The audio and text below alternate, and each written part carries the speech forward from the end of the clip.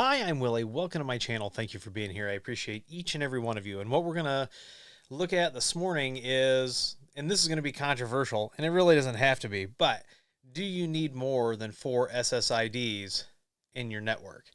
And, two of the main access points that we use, which are Grandstream and Ubiquiti, how many do they allow by default?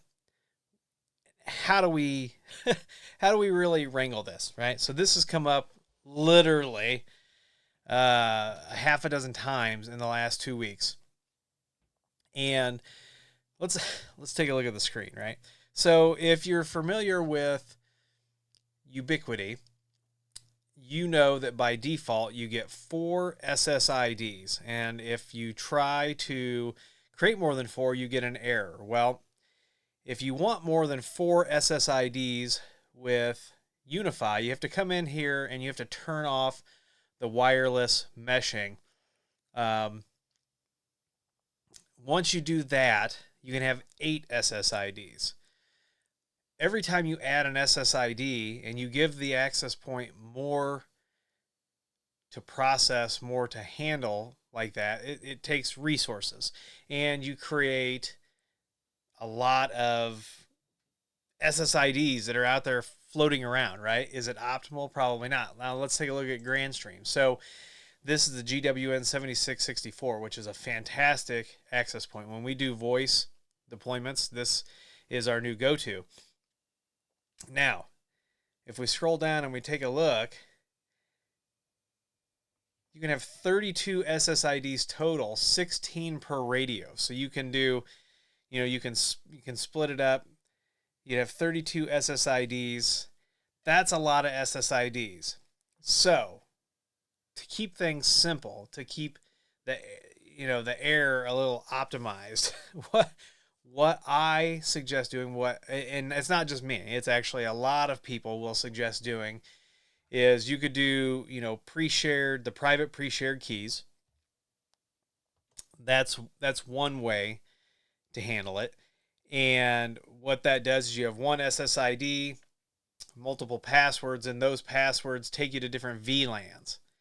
So it's the appearance of one SSID with all of the heavy lifting going on the back end to get people to the VLAN that they need to be on. Both Grandstream and Ubiquiti support that. People are going to point out that there are some maybe some security implications of that, or that it doesn't work with the latest security. I'm going to do an in-depth GWN private pre-shared key, because the options there are different than Ubiquiti, different than TP-Link. TP-Link also supports PPSK. So you could do it that way. The other way that you could do it is you could use WPA2 Enterprise. And then what you do is you're using Radius to authenticate your users. So then you either have an Active Directory server running MPS, you have a jump cloud in the window, or in the cloud, you have your Unify setup, and what you do then is you tell the system, based on the username that is entered, which VLAN they're supposed to be on. So you have one SSID. Users hit that SSID. They enter the credentials, whether it's authenticated against Active Directory, whether it's authenticated against LDAP, whether it's authenticated against Jumpbox, whether it's authenticated against, Radius built in like Unify has. But you then tell the system which VLAN that user is supposed to be on, and it will push them to that VLAN or assign them to that VLAN when they connect. Those are a couple ways that you can make sure that things are optimized, things are clean, and so that you're not using 32 different SSIDs if you don't have to, or 16 SSIDs, or 8 SSIDs.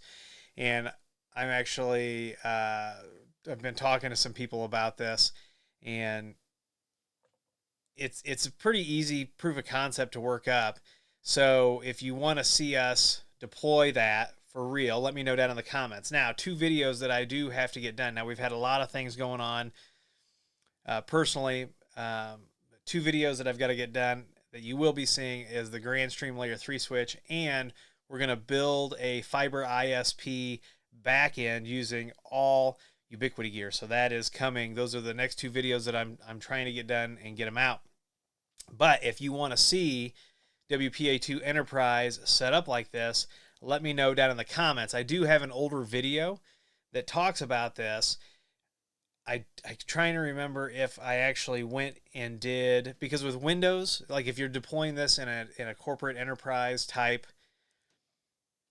deployment, there's some things you need to do with computer policy if you want to use username and passwords. A lot of places will want to use certificates and use group policy to push those SSIDs and the certificates so that the end user doesn't do anything. I like that option, but I also like where we have an SSID and we make the users enter their Active Directory credentials, because then you're training your users, or you should be training your users, that they don't share their username and password. And that username and password is then used to authenticate, right? So now there's a log entry that this person authenticated.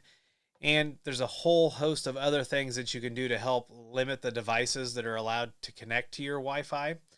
And so in conjunction with that, in conjunction with procedure, your users should not be putting unauthorized devices on wireless networks. So I kind of like that. The certificate method and not allowing users to choose wireless networks at all. Some corporations, some companies probably do that out of a need for security and things like that. So it's all going to depend on your security posture, how you're going to configure that. But if you want to see a general configuration, let me know down in the comments. Let me know what you think about this. I know this is for some reason, this is a very controversial topic. And for me, it's not really controversial, right? I would rather do WPA Enterprise and do it that way instead of having all of the different SSIDs. Now, there are some situations that dictate that you're not going to use WPA Enterprise, right? So like on your IoT network and your guest network, you're not going to have that, right? So now maybe you're at 3 SSIDs, but maybe you don't have an IoT network and maybe you don't have a guest network. So now you're back down to 1 network. Let me know down in the comments how you're dealing with this. Let's have this conversation, because I don't think this should be as controversial as it is. And every time I see it come up in a forum, man, people get upset and I mean, all kinds of things. So let me know down in the comments what you think about this, what you want to see. And also give this video a thumbs up if you like it. Subscribe, comment, and share.